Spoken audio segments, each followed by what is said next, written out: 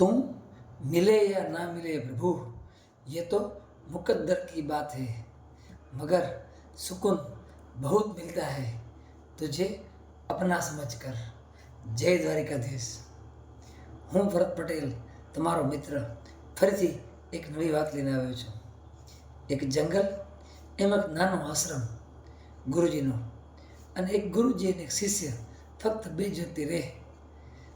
કાયમનો નિયમ ગુરુજીનો પ્રભુની સેવા પ્રીતિ કરે, પ્રભુની ભક્તિમાં લીન થાય અને બસ પ્રભુને કાલાવાલા કરે। અને શિષ્યનું એક જ કામ, આખો આશ્રમ સાફ સફાઈ કરે, એની પૂજાની સામગ્રી તૈયાર કરે, ગુરુજી માટે જમવાનું બનાવે, ભિક્ષા લઈ આવે, એવાનું કામ। અને બંને શિષ્ય અને ગુરુ આનંદથી રહેતા આશ્રમમાં। એક દિવસ એક નવો શિષ્ય આવ્યો ગુરુજી કને। ગુરુજીને પ્રણામ કરીને કે, ગુરુજી, મારે પણ ભગવાનને પામવું છે કે તમે મને તમારા ચરણોમાં સ્વીકારો કે હવે હું પણ તમારી સેવા કરીશ કે। ગુરુજી કે કોઈ વાંધો નહીં, આવતો રહે બેટા। શિષ્ય તો આવતો રહ્યો નવો એ ગુરુજીની સેવા કરાવે। પણ તો કેવું થયું, હવે તો 2 થી 3 થઈ ગયા, 1 થી ભલા 2, 2 થી ભલા 3। તો હવે તો શું થયું, બંને શિષ્યો અડધો તો કામ વેચી લીધું વારું। સફાઈ કરે તો ભગવાન માટે ફૂલ લઈ આવે, ભિક્ષા લઈ આવે। એક દિવસ આમ નિત્ય બંને સંપીને રહે। એ પણ નવો શિષ્ય હતો ને, એને ક્યારેક મનમાં પ્રશ્ન જાગતા કે ગુરુજી કહે છે ભગવાન મળી જશે આપણને, તો શું ભગવાન મળતા હશે ખરા કે? એટલે ક્યારેક પ્રશ્ન મૂંઝાતા, પણ પૂછતો નહીં રહે। થોડાક 8-10 મહિના થયા ને, તો એક દિવસ એને મોકામાં ગુરુજીને પૂછ્યું, હે ગુરુદેવ, એ કે શું ભગવાન મળતા હશે ખરા કે? તો કે હા બેટા, એ કે જો આપણને દ્રઢ વિશ્વાસ હોય ને તો ભગવાન અવશ્ય મળે છે એ કે। તો નવો શિષ્ય હતો ને, એ કે મને વિશ્વાસ તો છે, પણ એ કે એમ થાય છે કે ભગવાન મળશે નહીં કે। તો કે ગુરુજી કે તારે જ્યારે જોવું ને મને કહેજે કે તને ભગવાન મળી જશે, એનો તને ચમત્કાર મળી જશે એ કે। તો કે ભલે ગુરુજી। એક દિવસ એવું થયું કે ભિક્ષામાં કંઈ મળ્યું નહીં, બધા પ્રસંગમાં ગયા હશે તો ભિક્ષા મળી નહીં। તેને ગુરુજીને કીધું કે ગુરુજી આ તો ભૂખ્યા રહેવું પડશે એ કે આપણે તો કામ, તો કે ભિક્ષામાં કોઈને કાંઈ વસ્તુ મળી નથી એમને એ કે। તો કે મારાથી ભૂખ્યો રહેવાશે નહીં એ કે। ત્યારે ગુરુજી કીધું કે તને ભગવાન, તને વિશ્વાસ નથી ને કે ભગવાન નહીં મળે એ કે, આજ તને કે ચમત્કાર દેખાડવો એ કે? તો કે હા મારે જોવો છે એ કે। તો કે તું છે ને આશ્રમથી જાય એ કે, દૂર જંગલમાં જાય કે, તને તારી મન હોય ને ત્યાં જાય એ કે, તને ભગવાન સામેથી એમને ખવડાવશે એ કે, તને પરાને ખવડાવશે એ ગયો। તો શિષ્યને તે થયો કે આમ હોતા હશે એ કે, પણ ગુરુજીની વાત હતી ને તો કાંઈ વાંધો નહીં, હાલો। તે સવારથી નીકળી ગયો શિષ્ય, તો નવો હતો એ દૂર જંગલમાં હાલતો ગયો। બપોર થઈ ગઈ, કોઈ જમાડવા ના આવ્યો। એને એમ થયું કે લે હવે હું ક્યાંક વિશ્રામ કરું, કે ગુરુજી કીધું છે કે જમાડવા ભગવાન આવશે એ કે, તો હું જોઉં છું એ કે કેમ જમાડવા આવે એ કે। તો એક જોયું તો વચ્ચોવચ્ચ એક મોટો ઝાડ હતો, એક ઝાડ હતું ને, મસ્ત પીપળાનું ઝાડ હતું। એના ઉપર જઈને બેસી ગયો, કોઈને દેખાય નહીં એમ। 3-4 વાગ્યા, સવારનો ભૂખ્યો, કાંઈ ખાતો નહીં, અન્ન તો કંઈ મળ્યું નહોતું એને, હજી સુધી ભગવાન આવ્યા નહીં। વિચાર કર્યો કે હવે શું થશે આપણું કે, પણ એમ થયું કે ગુરુજી કીધું છે ને કે કંઈક સાચું હશે જ કે એમ શ્રદ્ધા હતી ને, એટલા માટે ગુરુજીની સેવા કરવા ગયો હતો।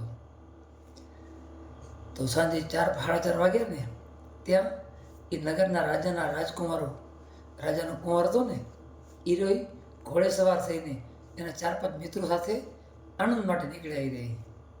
તો એ પણ આ જંગલમાં આવી ગયા। જંગલમાં જોયું તો આને સાંભળ્યું તો ઘોડાનો અવાજ હતો, તબડીક તબડીક તબડીક। તો થોડી વાર થઈ ત્યાં તો જોયું તો 4-5 છોકરાઓ રાજકુમાર સાથે આવી રહ્યા હતા।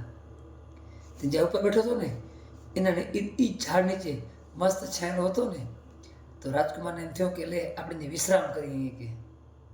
ત્યાં નવો શિષ્ય હતો ઉપર હતો, નીચે તો રાજકુમાર એના મિત્રો હતા ને, એ જંગલમાં શિકાર માટે નીકળ્યા હશે, શિકાર શોખ કરવા માટે એમ. પહેલાં તો એવું હતું ને, પહેલાંના જમાનામાં રાજકુમાર હોય કે ક્ષત્રિય હોય ને તો મતલબ શિકાર કરતા એમ, શોખ ખાતા શિકાર કરતા એમ.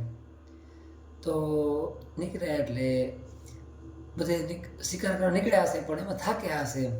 તે આરામ કર્યો, અડધો કલાક આરામ કર્યો ને પછી બધા ભૂખ્યા થયા. તો રાજકુમારે આદેશ આપ્યો એના મિત્રોને કે ભાત બધું ખાવાનું લઈ આવો કે, એટલે આપણે નાસ્તો કરી લઈએ કે. તે તો ગુલાબજાંબુ ને બરફી ને કાજુ કતરી ને સેવ ટમેટાનું શાક ને પરોઠા ને કેટલું ભાતની વસ્તુ 32 જાતના પકવાન તૈયાર હતો. રાજાના રાજકુમારો બધા લઈને આવ્યા હતા.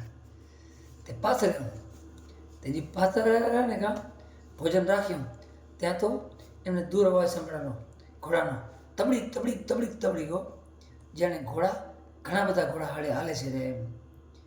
તો દૂરથી જોયું ને કાં તો જોયું તો બીજા ત્યાંના જંગલના હોય ને, જંગલના જે ઓલા શિકારી હોય, જંગલમાં રહેતા હોય ને એ લોકો આવી રહ્યા હતા, એના ટોળું આવી રહ્યું હતું.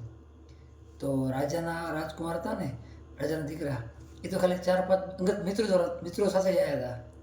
તો એ તો મંડ્યા ભાગવા, કારણ કે રાજકુમાર હોય ને એને સૈનિક તો સાથે જ હોય, પણ આ તો ખાલી અંગત મિત્રો સાથે ફરવા આવ્યા હતા. તો એ તો બધું ખાવાનું મૂકીને એમને નીકળી ગયા, કારણ કે વરે આ જંગલી લોકો હોય એ પકડી લે રાજકુમારને, એટલા માટે તરત બધું ખાવાનું મૂકી રાજકુમારને નીકળી ગયા. હે રામ, થોડી વાર થઈને ત્યાં તો આ બધા હતા ને જે ગુંડાઓ, જંગલમાં રહેતા એ આવીને જોયું. એ પોતે ઝાડ નીચે જાય, બધાએ જોયું તો બધી જાતના પકવાન, અલગ અલગ વ્યંજનો ખાવાનું, કાજુ રોલ, કાજુ કતરી, બરફી, આહા, એ તો ખુશ થઈ ગયા કે વાહ, આ તો ભોજન મળ્યું એ કે. પણ એમાં સૈનિક હતો ને, મુખ્ય સૈનિક, ગુંડાઓના સરદારો ને, એ કોઈ આ ખોરાક ખાતા નહીં કે, કદાચ કે આપણને મારવા માટે જ રાખ્યું હોય તો એ કે. બધા વિચાર સાચી વાત છે. આપણે પણ ક્યારેક ટ્રેનમાં જતા હોઈએ છીએ ને તો ઘણીવાર આપણે ટ્રેનમાં ડબ્બા હોય એમાં આપણી એક સીટ હોય, પણ સીટ કુલ 6 થી 8 હોય છે. તો ઘણીવાર આપણે એકબીજા આપલે કરતા હોઈએ છીએ. માણસ બરાબર હોય તો વાંધો નહીં, પણ અમુકની નિયત સારી નથી હોતી, ખાવામાં શું ભેળાવી હતી. એટલા માટે હંમેશા આપણે સજાગ રહેવું, ક્યારે કોઈની વસ્તુ લેવી નહીં, જે શંકાસ્પદ લાગે એ નહીં. બાકી હા, સજ્જન વ્યક્તિ હોય ને તો અવશ્ય લેવી. તો સરદારે કીધું કે કોઈ ખાતા નહીં કે. બધા કે મને સાચી વાત છે, સરદારની વાત તો માનવી જ પડે. સરદારે કીધું કે નક્કી આ ખાવાનું ભોજન છે ને એ કે હમણાં જ કોઈક રાખી ગયું છે એ કે. એટલે ભલે એ ભાગી ગયા એ કે, જે ગયા હોય, પણ એમનો એક તો હશે આટલામાં કે તમે ગોતો એ કે એને એ કહો. સરદારે હુકમ કર્યો એના ગુંડાઓને. તે ગુંડા બધા ચારે બાજુ ફેલાઈ ગયા, મંડ્યા જોવા. તે ગુંડાની નજર પડી ઉપર ઝાડ ઉપર. સરદારને કીધું કે સરદારજી, ઓ ભાઈ બેઠો હોય કે એ જ આપણને મારવા માટે આવ્યો છે એ ગયો એ કે. ઉતારો હેઠે સરદાર ગયો. પછી ઝાડમાં ભાઈ હતા ને, શિષ્ય હતો ને નવો, તો બધા ધૂત કર્યો કે આ શું થાય છે એ કે. આ ભૂખે તો ભૂખે કે, આ તો મારી ન નાખે મને એ ગયો એ કે. મનમાં વિચારતો રહ્યો એ કે. એમ કહેતો ઉતાર્યો નીચે.